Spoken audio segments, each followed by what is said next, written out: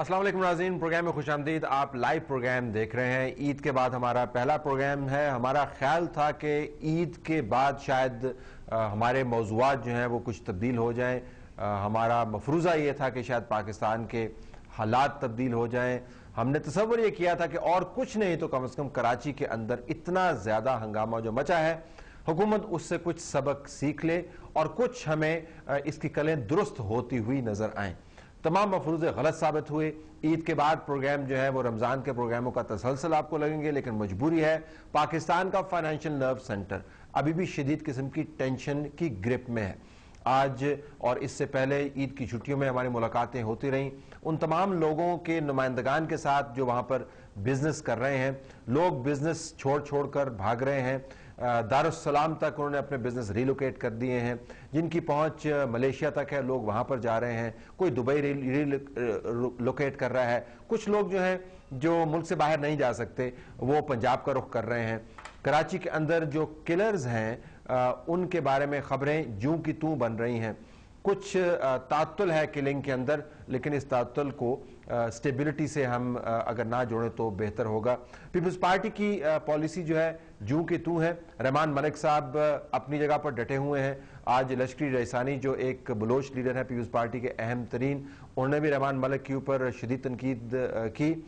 मिर्जा साहब अपनी बीन अलहदा बजा रहे हैं। प्राइम मिनिस्टर साहब मलिक साहब को बैक कर रहे हैं। एक अजीब किस्म की खिचड़ी पकी हुई है। मैं नंबर आपको दिए देता हूं। पहले तो आपसे चंद एक मैं सवाल लूंगा और उसके बाद मेहमानों का तारुफ करवाऊंगा। इनसे भी हम तज्जिया लेंगे।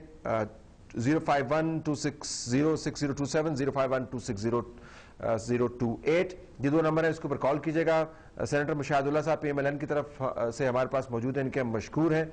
मैरीन अनवर राजा साहबा की आमद मुतवक्को है, कौमी असम्बली की मेंबर है पीपल्स पार्टी की तरफ से। उनको भी हम दरख्वास्त करेंगे कि आपके सवालों के जवाब दें। पहले जरा हम एक आध कॉल लेते हैं, देखते हैं कि कराची के ऊपर इस वक्त लोगों के जज्बात क्या हैं और फिर बात को आगे चलाते हैं कि हुकूमत ये खिचड़ी खत्म क्यों नहीं कर रही। जी कॉल दीजिएगा। जी अस्सलाम वालेकुम। वालेकुम साहब, मैं इदरीस बात कर रहा हूँ रावलपिंडी से। मोहतरम।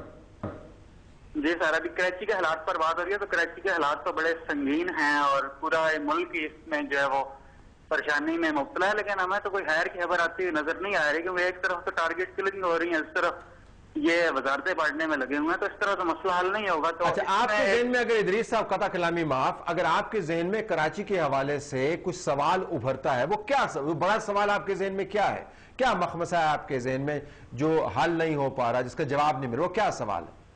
वो ये है कि जब भी ये मसला हाईलाइट होता है, फौज बढ़ाने की बातें होती हैं, कराची में चीफ जस्टिस साहब आते हैं या वज़ीर आज़म साहब आते हैं, तो हमें टारगेट किलिंग में थोड़ा सा ठहराव नजर आता है। लेकिन जैसे ही हालात पुरसुकून होते हैं, हफ्ते के बाद फिर एक हाई प्रोफाइल का मर्डर होता है, MNA का, इस्लामाबाद पार्टी का हुआ, या कोई ऐसा बयान डाल दिया जाता है कि हालात दोबारा खराब हो जाए। लगता हमें यूं है कि जब तक अगर फौज कराची में आती भी है तो ये criminal element for the time being तो वो हाइड कर देंगे, लेकिन जैसे ही फौज हटेगी ये दोबारा ऊपर आ जाएंगे। तो ये उसकी सूरत होता है जब तक पॉलिटिकल पार्टी से हमें बालातर होकर एक ऐसा ऑपरेशन करना पड़ेगा जिसमें चाहे किसी भी पार्टी से हो, लेकिन उनके खिलाफ बिला इम्तियाज एक कार्रवाई हो, फैसला कौन कार्रवाई हो, तभी जाके कराची के हालात ठीक हो सकते हैं। हमें एक लॉन्ग टर्म से, शॉर्ट टर्म से तो जो होता हुआ आपको फिलहाल नजर नहीं आ रहा, यानी है असल में कैंसर, लेकिन उसको डिस्प्रीन के साथ ट्रीट किया जा रहा है। सरदार लश्करी रईसानी साहब हमारे साथ लाइन पर जरा उनसे पूछते हैं। रहमान मलिक साहब is at the centre of news. Raisani साहब सलाम। वालेकुम अस्सलाम। आपका बहुत शुक्रिया, आपने हमें ज्वाइन किया। जरा ये बताइएगा कि रहमान मलिक साहब जो एक मरकजी हैसियत इख्तियार कर गए हैं for all the wrong reasons, उसकी क्या वजह है? आपने भी आज उनको शदीद तनकीद का निशाना बनाया। ये जो आपकी आवाज है या दूसरे लोगों की आवाज है, क्या सदर साहब तक या प्राइम मिनिस्टर साहब तक पहुंच नहीं रही है? क्या वजह है? बात यह कि पहला ये मैं अर्ज करना चाहता हूं कि अगर हम एक खुद मुख्तार मुल्क है, आज फैसला करें कि लोग बाहर से आके मुसल्लत होंगे इस मुल्क पे या पाकिस्तान के 18 करोड़ लोगों में कोई एक शख्स जो है अल्लाह पाक ने पैदा किया है जो इंटीरियर मिनिस्टर बने या पाकिस्तान के किसी अहम ओहदे पे फायज हो, पहला तो ये होना चाहिए। अगर आजाद है तो फिर यहाँ इस पाए इससे बेहतर लोग मौजूद हैं। हमने जो आवाज बुलंद किया वो मेरा ज़मीर का आवाज है और मैं बार बार दबे अल्फाजों में ये कहता रहा हूँ मीटिंगों में, और پارلیمنٹ کے اندر میں نے کہا ہے, مختلف چینلز پہ کہا ہے, لیکن لوگوں کو شاید توجہ نہیں تھا, اتنے اونچی آواز میں نہیں کہا ہے. یقیناً ان تک یہ آواز پہنچتا ہوگا. شاید ہمارا آواز میں وہ طاقت اور جان نہیں ہے, یا وہ انہوں نے زیادہ اہمیت آواز کو نہیں دی, یا اثر اس میں نہیں ہے کہ انہوں نے غور سے سنا نہیں. اگر میں آپ سے پوچھوں لشکری صاحب, پتہ کلام, اگر میں آپ سے پوچھوں کہ آپ کا فنڈامنٹل ایشو رحمان ملک کے ساتھ کیا ہے, تو 2 لائنوں میں کیا بیان کریں گے؟ کیا ایشو کیا ہے آپ کا رحمان ملک کے ساتھ؟ دیکھیں, میرا کوئی ذاتی ایشو نہیں ہے. پالیسی ایشو کی بات, ذاتی کی بات نہیں, میرا ذاتی ایشو نہیں ہے. پالیسی ایشو یہ ہے کہ رحمان ملک صاحب ٹی وی پہ اچھل کود زیادہ کرتے ہیں, مگر حقیقی طور پہ میں اپنے بلوچستان کے حوالے سے بات کرتا ہوں, ان کا دلچسپی ان ایشوز میں نہیں تھا جہاں لوگوں کو ریلیف ملے اور لوگوں کو ہم یہ باور کرا سکیں کہ آج کا حکومت, آج کے اسٹیبلشمنٹ یا سیکیورٹی ایجنسیاں بلوچستان کا مسئلہ حل کرنا چاہتے ہیں. مثلا بعض اوقات کچھ گمشدہ افراد کا میں کے حوالے سے ان سے ملنے کا کوشش کرتا تھا. 6 مہینے ملک صاحب کے پاس ٹائم نہیں ہوتا تھا, اور اس کے بعد ان لوگوں کی لاشیں ملتی تھی. میں نے ان کو نشاندہی کرایا کہ فلاں شخص یا ٹارگٹ کلر ہے, یا فلاں شخص کو باقاعدہ فائننسنگ کرتا ہے ٹارگٹ کلرز کو. بلوچستان میں رحمان ملک نے اس بات پہ توجہ نہیں دی, اور جب بھی بلوچستان آتے ہیں, بلوچستان کے پرامن فضا کو خراب کرنے کے لیے بلوچستان کے عوام کو وہ معافی مانگنے کا مطالبہ کرتے تھے, یا بلوچستان کے عوام کو کہتے تھے ہم ڈنڈے کے ساتھ معاملات کو ٹھیک کریں گے, جو ایک اشتعال اور نفرت کے باعث بنتا. تو میں یہ سمجھتا ہوں کہ بلوچستان میں معافی مانگوانا بلوچوں کو, یا ان کو ڈنڈے سے ٹھیک کرنا, اور اس کے برعکس کراچی میں جب بات ہوتا ہے تو وہ کہتے ہیں نہیں مفاہمتی عمل کو آگے لے جایا جائے, حالانکہ کراچی میں ہزاروں لوگ قتل ہوئے. تو یہ ان کا ڈبل سٹینڈرڈ اس بات کا ثبوت ہے کہ وہ مخلص نہیں ہے پاکستان کے معاملات کو ٹھیک کرنے میں. اب میں صاحب نے لائن پہ رہیے گا پلیز, ذرا مشاہد اللہ صاحب کو انٹر کروں. انٹر مشاہد, اپوزیشن کے نمائندے کی حیثیت سے, یہ وہ پالیسی کنفیوژن ہے پاکستان کا آبادی کے اعتبار سے اور اسٹریٹجک اعتبار سے اہم ترین پروونس بلوچستان, اس کے پیپلز پارٹی کے نمائندگان کی بات چیت آپ سن رہے ہیں, کراچی سے جو آواز اٹھ رہی ہے وہ آواز آپ سن رہے ہیں.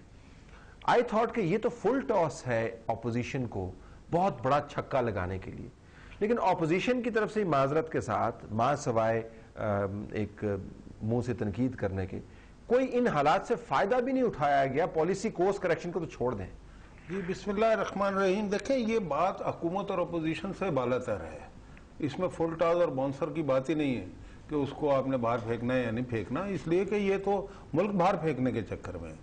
دیکھیں یہ لشکری رئیسانی سے پہلے ان کے بھائی جو چیف منسٹر ہیں, انہوں نے یہ 2 دفعہ کا آن ریکارڈ, چیف منسٹر ہیں, کوئی مذاق نہیں ہے ایک صوبے کے, انہوں نے کہا جی کراچی میں جو آپریشن ہو رہا ہے یہ تباہ کن ہوگا. ایگزیکٹ ان کا جملہ یہ تھا جو مجھے یاد ہے. ٹھیک, لشکری رئیسانی میرے کولیگ ہیں, بھائی ہیں ہمارے, میں ان کو دیکھتا رہتا ہوں, وہاں پہ اوپنلی اپنی بات کرتے ہیں باہر. اب وہ ذوالفقار مرزا نے پہلے بات کی تو چراغ سے چراغ جلنا شروع ہوا, میرا خیال اور بھی جلیں گے. اس لیے جلیں گے کہ میں جو بات کہہ رہا ہوں کہ یہ فل ٹاس والی بات سے آگے نکل گئی ہے, یہ سمجھ رہے ہیں لوگ. یہ یعنی کہ ایک خوشگوار بات ہے میرے لیے کہ یہ سمجھ رہے ہیں کہ ملک میں ہو کیا رہا ہے. نہیں, ملک کا حال اتنا برا ہو چکا ہے ذوالفقار, چلے جو بھی ہو چکا ہے, حکومت کہیں نظر نہیں آ رہی ایگزرٹ کرتی, اسے کوئی فکر نہیں ہے. یہ ایگزیکٹ اسی سچویشن میں ہے کہ جب ایبٹ آباد ہوا, اپوزیشن کہاں پہ نظر آ رہی ہے؟ اپوزیشن کی بھی میں بات کرتا ہوں. ایبٹ آباد جب ہوا تو شام کو ایک انہوں نے لیٹر لکھ دیا وہاں پہ واشنگٹن پوسٹ میں, ٹھیک ہے, اور شام کو وہ کہہ رہے ہیں جی آؤ وزارت کھیلیں, انہوں نے حلف اٹھایا پرویز الہی. Let me specifically ask you this, Mushahid اللہ صاحب, کہ یہ جو رئیسانی صاحب بات کر رہے ہیں, ذوالفقار مرزا جو بات کر رہے ہیں, کیا Rehman Malik despite the fact کہ میری ذاتی طور پہ ایز اے ٹیکس پیئر بڑی ریزرویشنز ہیں ان کی منسٹری کے اوپر اور ان کی پرفارمنس کے اوپر, لیکن کیا وہ اسکیپ گوٹ نہیں بنایا جا رہا؟ Is it all, is he that powerful کہ تمام ملک کے اندر وہ اتنی سینٹرل پوزیشن ہولڈ کریں, پارٹی کے اس لیڈر کو نالاں کریں, اس leader. Is it about Rehman Malik? یہ کیا رحمان ملک وہ وزیر ہیں, آپ انہیں ایسا سمجھ لیں جو صاحبزادہ یعقوب علی خان بنے تھے نا 1988 میں, یا وی جعفری بنے تھے فائنانس منسٹر. میں یہ بات اس لیے کہہ رہا ہوں کہ 2006 میں یہ وزیر بن چکے تھے. سارے پاکستان کو, لندن کو پتا تھا, آپ بھی وہاں چکر لگاتے رہے جب سی او ڈی ہو رہا تھا, اور جس وقت سی او ڈی ہو رہا تھا تو ساتھ ہی وہ بھی این آر او بھی ہو رہا تھا.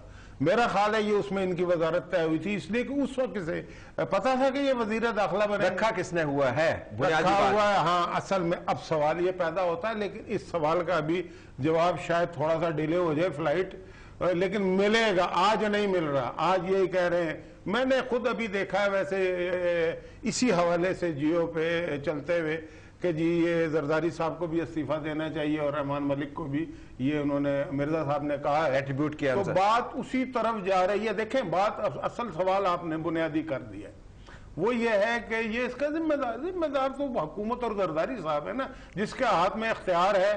وہ اختیار جو ہے اپنا ابھی استعمال بھی نہیں کر رہے ملک کے حق میں. ملک توڑنے کی باتیں ہو رہی ہیں, آئی ایس آئی کو ڈس بینک کرنے کی باتیں ہو رہی ہیں, اور پتہ نہیں کتنے عجیب و غریب قرآن سر پہ رکھ کے, اور وہ کسی نے اس کو سنجیدہ نہیں لیا. آپ نے بھی تو مشاہد اللہ صاحب, آپ نے بھی سنجیدہ نہیں لیا. ایز اے اپوزیشن پارٹی آپ کو بھی کردار ادا کرنا چاہیے تھا.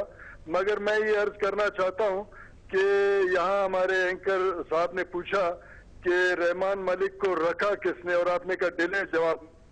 اگر اجازت ہو تو میں اس کا جواب دوں. جی دیجیے گا جواب. رحمان ملک صاحب کو ان لوگوں نے رکھا جنہوں نے کچھ لوگوں کو جدے میں پناہ دیا تھا, وہی لوگ ہیں. سعودی عرب نے رکھوایا, امریکہ نے رکھوایا؟ بس آپ سمجھ لیں جو جدے میں کھل کے بات کریں. وہ تو کہتے ہیں بل کلنٹن صاحب نے ڈیل کروائی تھی اور سعودیز نے ان کو جدے میں رکھ لیا تھا, تو اس کا مطلب امریکہ وہی لوگ ہیں. مطلب ہم سب اس حمام میں ہیں. بریک لیتے تھے, بریک کے بعد یہ ناظرین اکثر یہ ہوتا ہے کہ لوگ کہتے ہیں کہ بریک میں اس وجہ سے لے رہا ہوں کہ بات کٹ رہی, بات ادھر سے شروع کروں گا. بریک کمرشلی پہلے سے آرڈینڈ ہوتا ہے. لشکری رحسانی صاحب ہمارے ساتھ موجود ہیں, آپ کے کالز بھی ہم لیں گے اور مشاہد اللہ صاحب سے ہی بات کریں گے کہ کیا گھن چکر ہے کہ سب کچھ بات ہو جاتی ہے لیکن کچھ بھی نہیں ہوتا, سب ایک دوسرے پر تنقید کر رہے ہیں اور معاملہ وہیں کا وہیں ہے. Stay tuned.